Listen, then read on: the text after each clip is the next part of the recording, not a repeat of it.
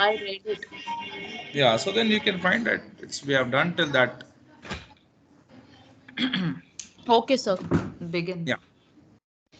So now today we are doing the risk management process. See, suppose you like become a risk manager of a company. If you become a risk manager of a company, you have to do the risk management process. And what will that process be like? Let's see that. So first and foremost thing is, these are the steps in risk management. That means anyone who becomes the risk manager of a company will follow these steps under the risk management process. First is, the risk manager of a company will identify all the possible risk events that might affect the organization, and from which the risk manager has to protect the organization or prevent the organization. That's what he will first do. So what kind of risk the organization may have, or the organization is exposed to, we'll see. So the risk identification process should take place at all levels of the organization.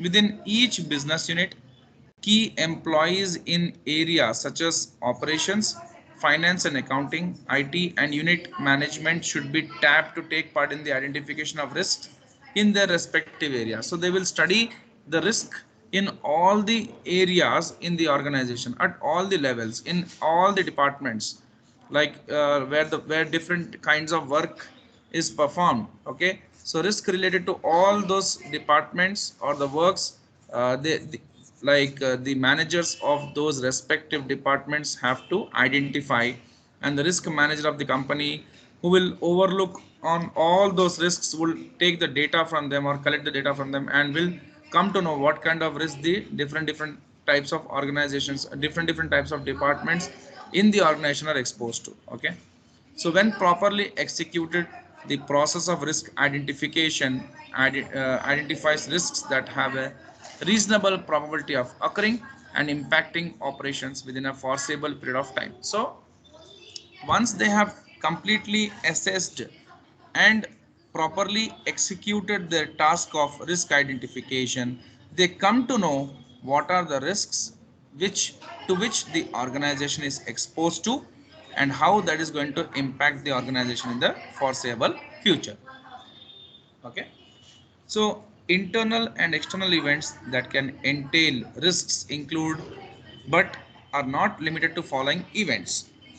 So internal events and external events are something where the risk is there.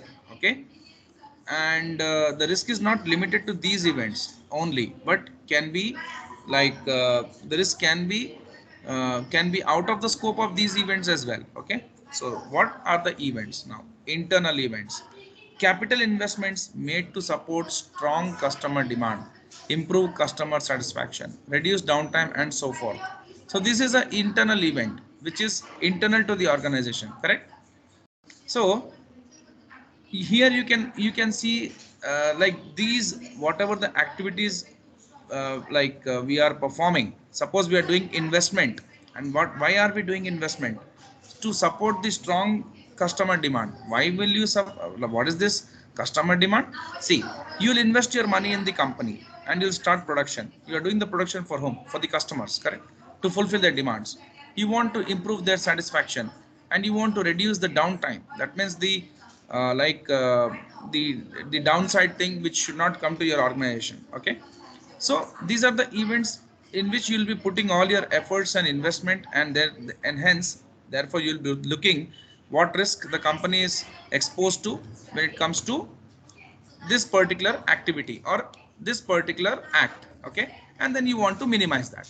Second, technological change creating the need for new processes and change processes. So this is what again is internal to the organization, whereby you are following some technology or some process, and now immediately suddenly the process has to change. So again you'll see what kind of risk is involved. Now personal events. Personal is nothing but today we call human resource department. In the olden days, British system, if you see British system, they used to say personal department. So personal are nothing but the are the ones who look after all the issues of the employees in the company. So personal events such as work stoppages, why the work is like getting why there's a halt in the work, okay, due to some strike or something, or employee fraud or loss of key employees who are leaving the organization or someone dies. So these are the internal events whereby risk is of course there, okay, cannot be ruled out that risk would not be there in all these cases. Now external events like some natural disaster happens. Now what happened in Turkey, earthquake, and what has it done to the Turkish economy? Of course, you can understand the devastating effect of an earthquake on people, on businesses, on economy as a whole. So volcanic eruption, hurricanes, floods, fire, or political events, social factors, technological changes, economic events like GDP is not growing, etc., recession, okay, all these things can have a very negative impact on the organization. These are the risks they have to study, okay. Now event identification techniques, so we'll come here. So first is the identification process. So first the risk has to be identified. What are the risks and to which the organization is exposed, and in which areas the risk can be seen. So we have seen these are the two events where the risk can be seen, correct? Now then, so now we will identify the events as well. Okay. So how to identify the events? What kind of techniques you will apply, or you will employ to identify those events? Okay, where the risk is where which can be impacted due to risk. Okay. So we'll see that. So first, so the International Management Accountants Statement of Management Accounting, ERM, Enterprise Risk Management, Tools and Techniques for Effective Implementation, list the following techniques for identifying risk. So these are the techniques with which you identify the risk in which are definitely going to impact the events. Okay, what we have seen. First is brainstorming sessions. That means the company's managers will be having a lot of meetings, okay, and whereby all the employees, management, and staff members are invited to discuss the risks they encounter in their particular fields and to develop solutions through dialogue and idea sharing. So they want coordination between each other. They want the juniors or the subordinates to inform to their seniors about what risk they are facing in their respect while they are performing their respective work or activities in the company. So brainstorming sessions is nothing but debate and discussion related to risk, can be limited to selected organization units. However, the results of brainstorming work can be used by other units to identify their own risks. Event inventories and loss event data, so can be used in brainstorming sessions to provide participants with risks to consider. So what risk the organization is having, that should be considered. Okay. So we will prioritizing the risks to which the organization is immediately exposed to. So event inventories are detailed listing of potential events common to companies within a particular industry. See, suppose hospitality industry. Hospitality industry recently has got affected because of this COVID-19. So now pandemic has become a very big challenge, a very big challenge for all this hospitality industry. Correct. So now in that industry, what are the common risks they have, or potential events which can create a bigger risk for them, or can bring loss making events to them? That is what they will first study. Okay. Just a second, please wait.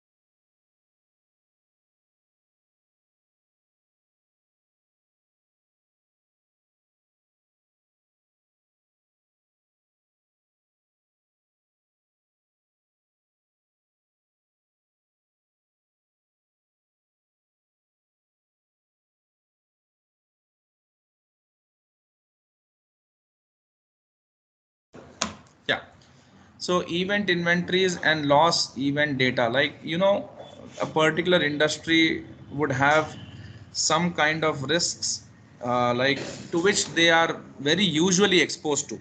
Okay, as I said, you pandemic risk is very much like wasn't was like in trend during the COVID-19 days, and in fact right now even they are very much worried if again one lockdown comes, like is if a lockdown is announced, then how come the hospitality industry is going to uh, like cope up with that situation, or if that kind of risk comes there, how they can overcome or minimize those risks. That is what they are saying right now, correct? So event inventories are, so we are studying the events which such events whereby the risk can like impact them. So event inventories are detailed listings of potential events common to companies within a particular industry or to a particular process or common activity, or activity common across industries. So these are something uh, which are common to all the firms which are a part of a particular industry. Okay, event inventory is something, but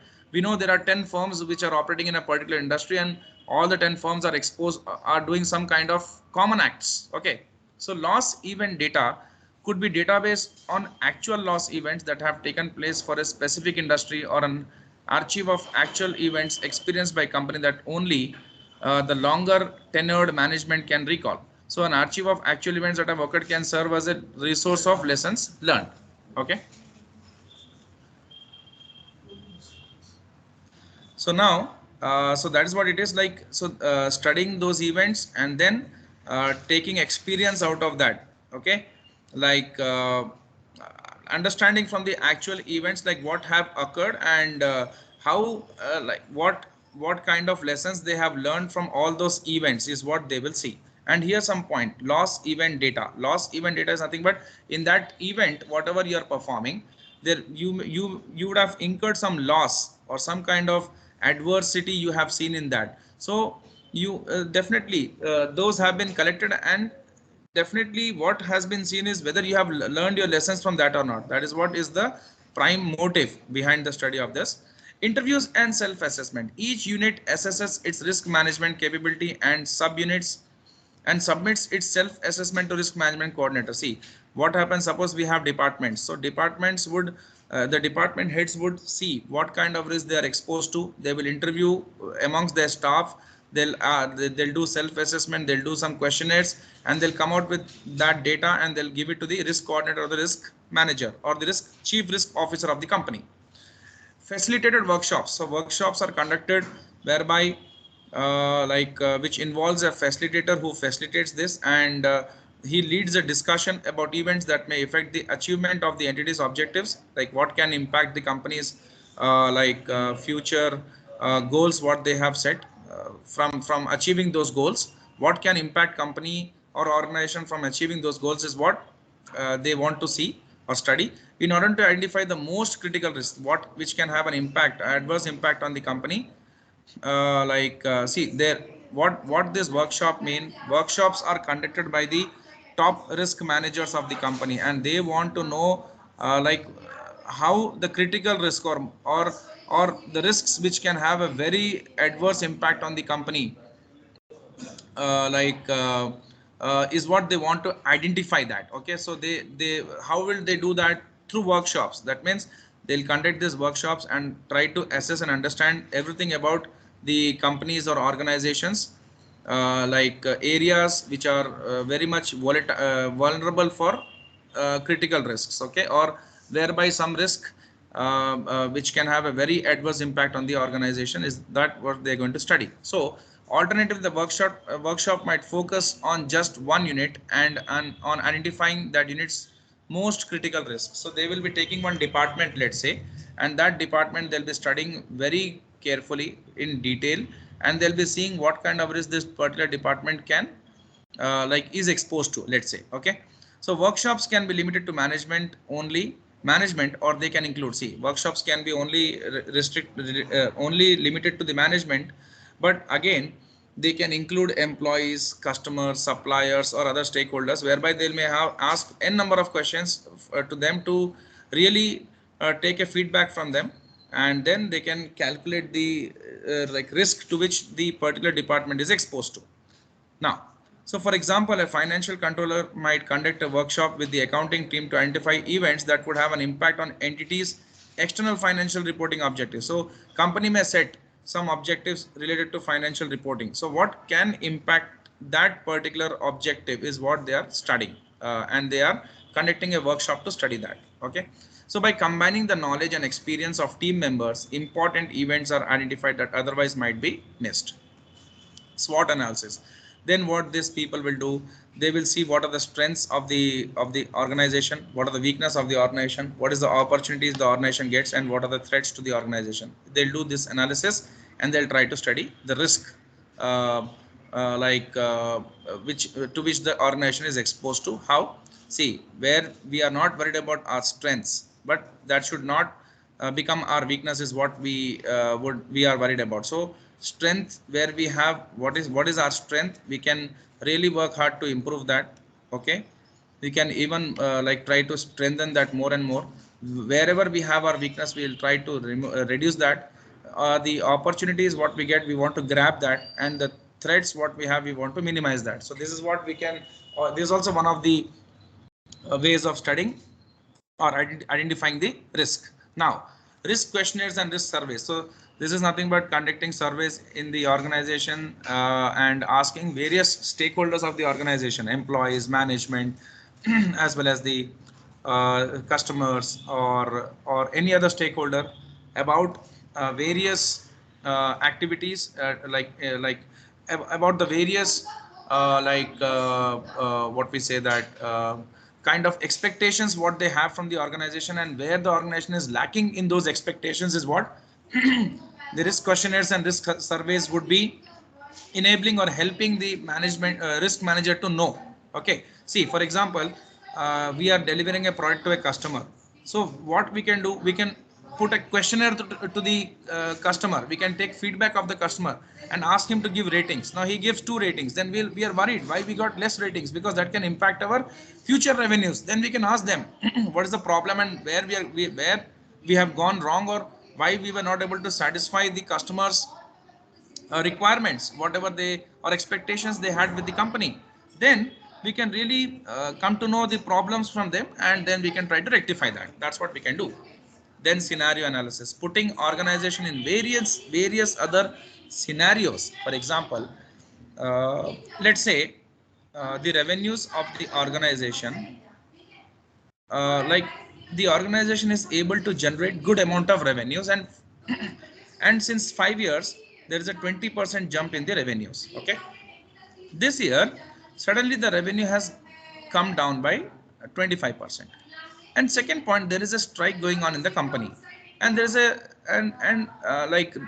what has why the strike is happening, because the wages, the employees or the laborers are demanding high wages. Okay, so what we can do, we can put, like, this can happen in reality, but what we do in scenario analysis is, what if, see, for example, since 5 years I'm enjoying a 20% increment in my revenues.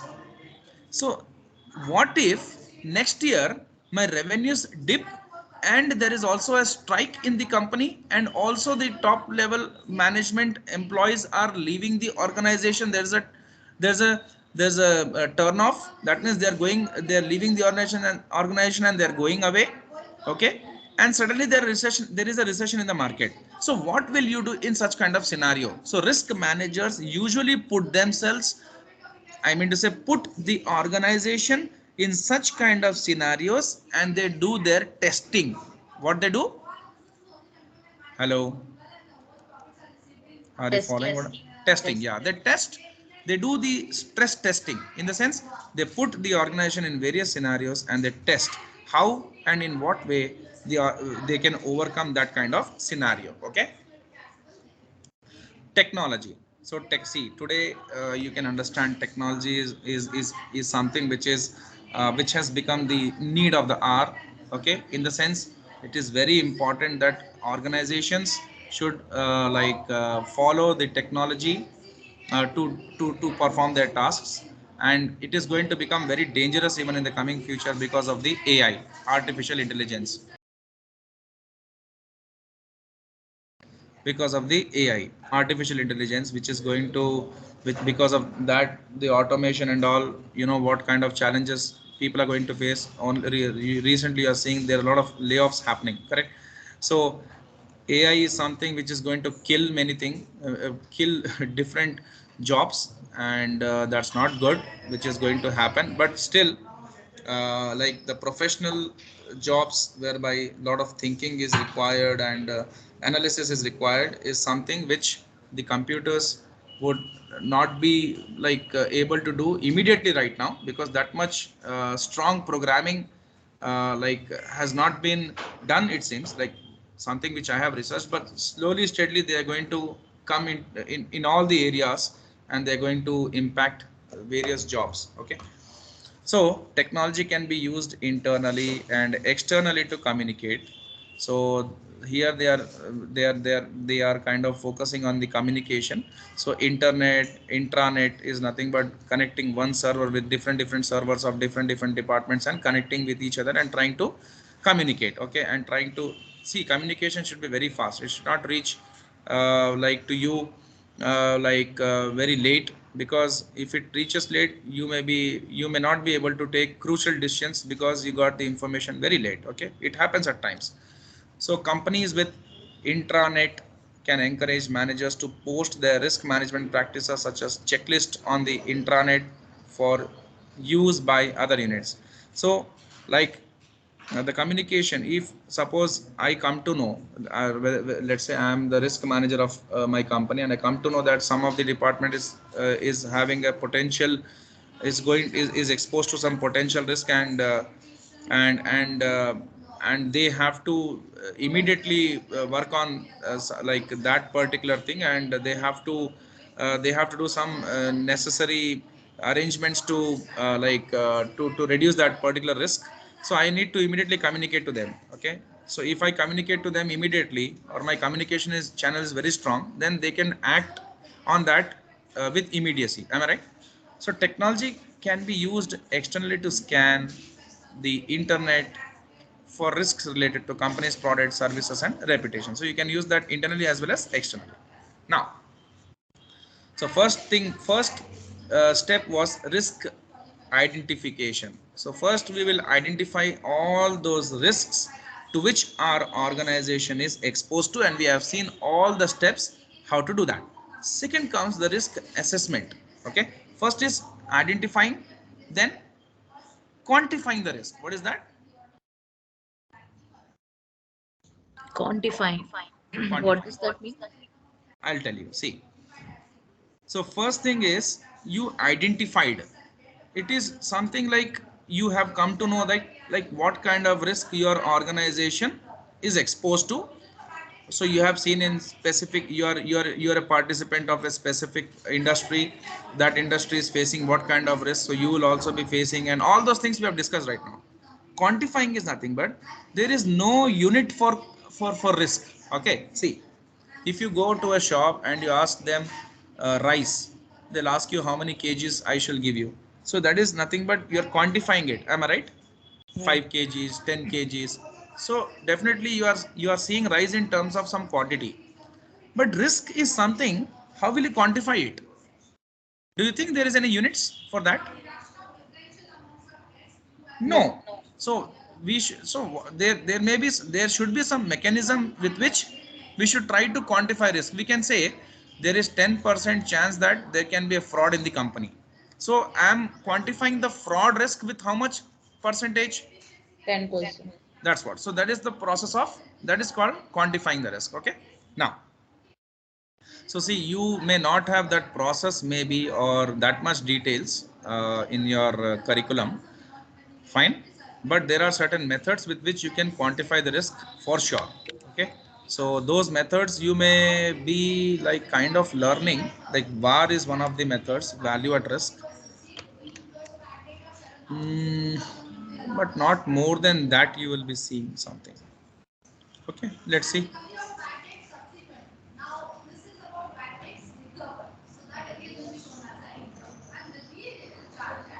Yeah. So the second process is risk assessment. In that, you will be analyzing and quantifying the risk from three perspectives. First, the likelihood of risk occurring. How much, what are the chances of that risk occurring or happening? Second, what kind of impact that can have on us. So we'll see here also we can put some, we can put some percentage. Na? 30% chances that some kind of risk would occur, and it will have a very very the potential impact would be very high, or for that high or low you can put some quantity.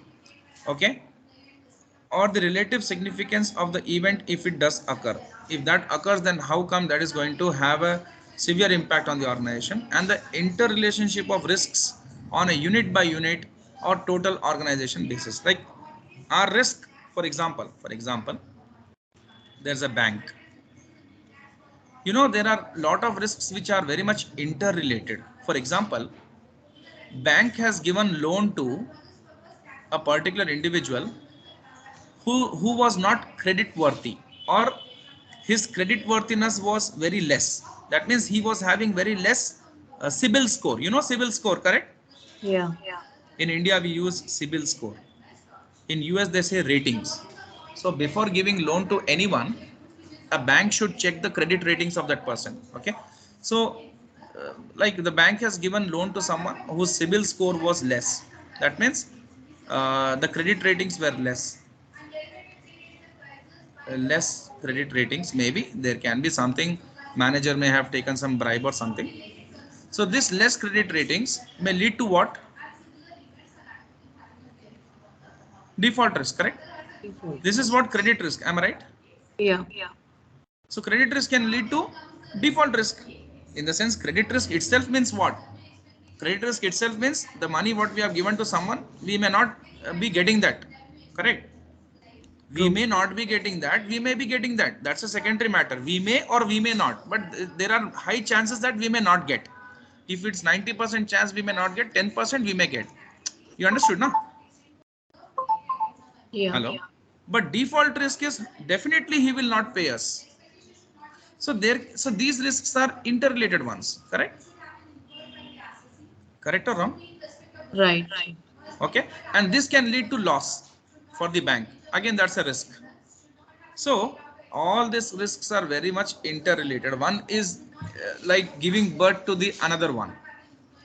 So you have to see those risks also, the relationship what they have, how they are related to each other. What is the correlation of risk, like between each other? You have to see that relationship, the interrelationship of risks uh, on a unit by unit or total organization. So how the risk to one department can have an impact on the entire company, that you have to see. Now, risk assessment focuses on two kinds of risk. Inherent risk, we'll see that. So um enterprise risk management,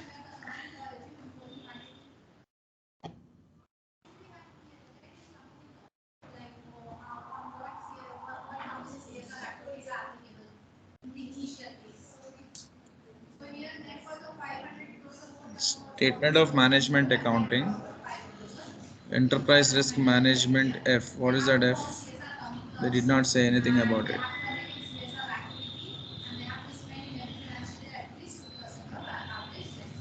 Okay, so like here, sorry. See, inherent risk is something which is like, which is there with the company, which is there, which comes with some activity itself. For example, if you take up some activity, some risk is there with that always. You cannot rule it out, am I right?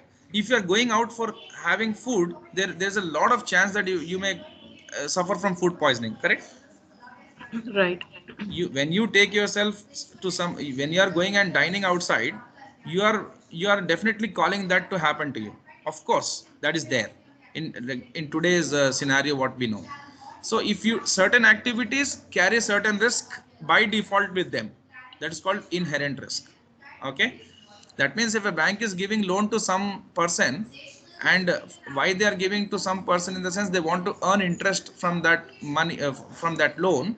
That's a business, that's That is nothing but that is a part and parcel of banking business. But they always know that some risk is always there when you give your money to someone without any security, correct? Right. That's what. No one can rule out the default of the customer. It can happen. See, no one wants to default purposefully. Sometimes some situations happen, some kind of events happen in life whereby the default cannot be ruled out, because no one is like, we cannot say that everyone is bad in this world, but some financial trouble or loss of job or something can have an impact on that person's earnings, so that he may like default. So inherent risk defines as the level of risk that resides with an event or process prior to management taking a mitigation action. That means you are not thinking about how to reduce that risk. You just leave it. So bank has done everything. Let's say SBI has done everything. It has correct. It has checked the documents of the client to whom they are going to give loan. Everything was all right. His ratings was excellent. He was having a stable job. Everything was good in his life. Suddenly what happened? The company has removed him from the job, and since 9 months he's not getting a new job. Then what happens? Then what we can say, Unemployment. the statement is right now. So Yeah. like they did everything to prevent this kind of risk. They checked, they did all the homework, but still that cannot be ruled out that he may default, because when you give money to someone, 0.1% chances can be that he may not pay you. That is there Mhm. always, correct? Agreed. Yeah. So the US Office of Management, just give me a second.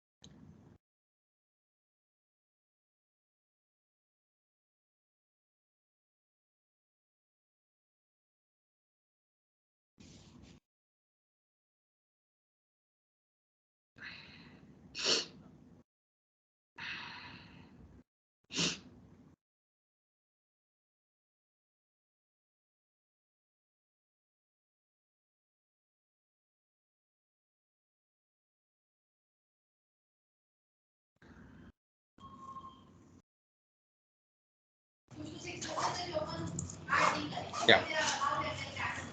So the US Office of Management and Budget defines inherent risk as the potential for that means I already have explained you, that is always there. Okay. So you cannot rule out that one. So inherent risk can be result of company's size. A very large company might face government regulation. So this is there. See, if you are putting, if you are like planning to start a private company, it may have some risks. I'm not ruling out that point. If you are planning to start some public company, the biggest risk what you have is lot of regulation, government's scrutiny on you. So Hmm. that comes with your like your plan of starting a public company. You cannot you cannot, you are not someone who is immune to that, correct. True. That will definitely be with you, that will definitely affect you, of course. So no immunity in the world would work for you, that's what. Now, because of the scope of organization's influence or its complex management structure could be the source of all kinds of communication breakdowns. So the company size is an essential. So how much bigger the company, that much risks it may have. That's what they're saying. And communication breakdowns can be there. That is one of the kind of risk. Or secondly, regulation, government regulation can be there. So that's inherent risk. Now residual risk. See, residual risk is nothing but the leftover risk. So the level of risk that remains after management has taken action to mitigate the risk. See, management has put all those efforts to minimize their risks, but still some risk is left over. So that is nothing but Residual risk. residual risk. Okay. 1% chance. Yeah, some chances. Yeah, yeah. Just a second. Residual risk.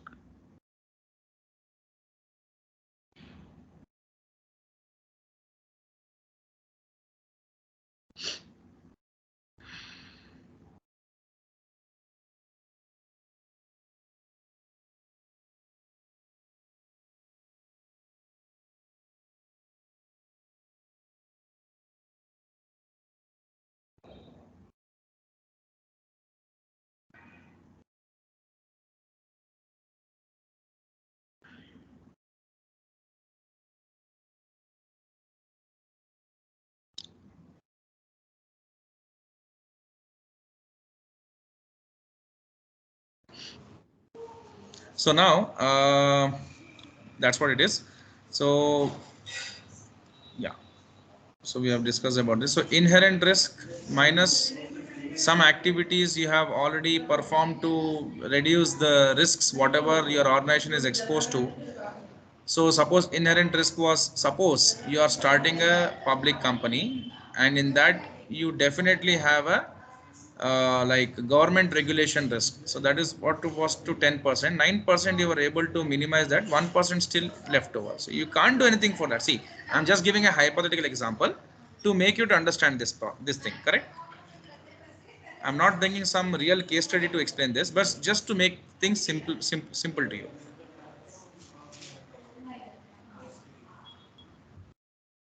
Now, exposure to risk is assessed according to loss frequency.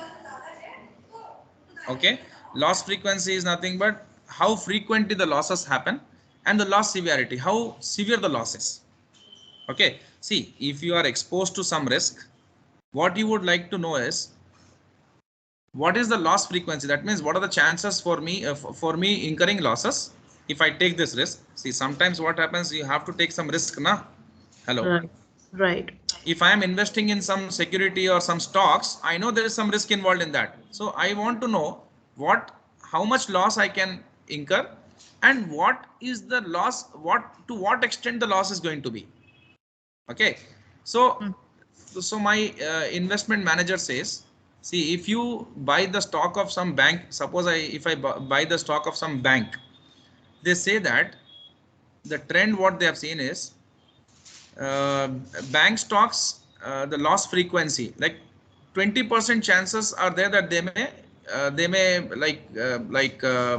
give you some loss. Okay, Right. 20% chances, and the severity is going to be you lose your 50% returns. Okay, or the 50% valuation. Did you understand the difference between these two? Oh, can you repeat, sir? See, they say if you are going to buy a bank stock, Mm-hmm. 20% chances you are going to incur a loss, and Right. if you incur a loss, then 50% of the valuation of your stock is going to go, Reduce. you're going to lose. Yeah. You Got understood it. now? Yeah, yeah, yeah. So that is what it is. Okay, so loss frequency or probability measures how often the loss occurs. For example, a loss frequency of this much per year means probability of 25% that loss will occur in any given year. So 20% chances that you lose your money. How much you lose? 50% you lose of the total valuation. Okay, so suppose you bought a stock of $100, so 20% chances that you may lose money. So that comes to 80, of like Mm-hmm. $80 you'll definitely get. Mm-hmm. Okay, but 50% chance that the loss will be very severe, so $40 only you are going to get. Understood? Okay. See, 20% you may lose, you may or you may not. Probability is nothing but chance, it may or it may not. If you may, then definitely 50% of that entire value you're going to lose. You understood, na? Right, sir. So 40 is what you're left over with. So like here you can see, for example, historically when a company has sustained a particular type of loss such as fire or burglary, the average cost of loss has been 50,000. That 50,000 average is assigned to future events for of a similar nature. So whenever a loss of whenever a burglary has happened in the company, 50% of the money has been taken by the thieves. That is what they have seen with the historical data what they have. Understood? Okay. So till we will stop till here. Then tomorrow we'll go from qualitative assessment tools. Okay. All right. Next class will be on like Tomorrow, Wednesday. day after tomorrow, Wednesday. Yeah, Okay. okay. Done. That day I'll try to finish this chapter. However, I'll try my level best. Okay. All right. Take care. Yeah. Thank you.